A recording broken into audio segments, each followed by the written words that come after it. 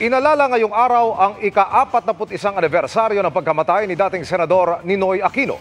Sa Ninoy Aquino International Airport, nag-alay ng bulaklak sa marker ni Ninoy ang Bantayog ng mga Bayani Foundation.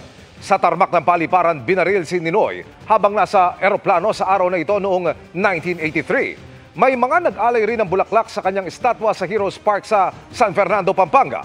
Habang sa kanyang bayan sa Concepcion, Tarlac, nag-iwan ng hamon ang kanyang apong si Kiko Aquino D. Sa mga nagdadala raw ng galit at nagsasabing mahirap mahalin ang Pilipinas, tuklasin ang pag-ibig sa kapwa Pilipino.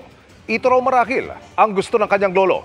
Sa misa naman sa Imlayan ni Ninoy sa Parañaque na dinaluhan ng mga kaanak, kaibigan at taga-suporta, tinanong ang pamangkin ni Ninoy kaugnay ng pag-urong ng palasyo ng Ninoy Aquino Day sa August 23 para po dikit sa weekend.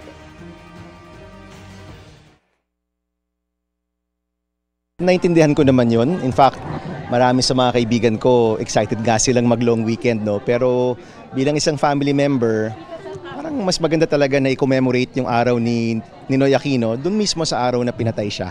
No? That's my personal position.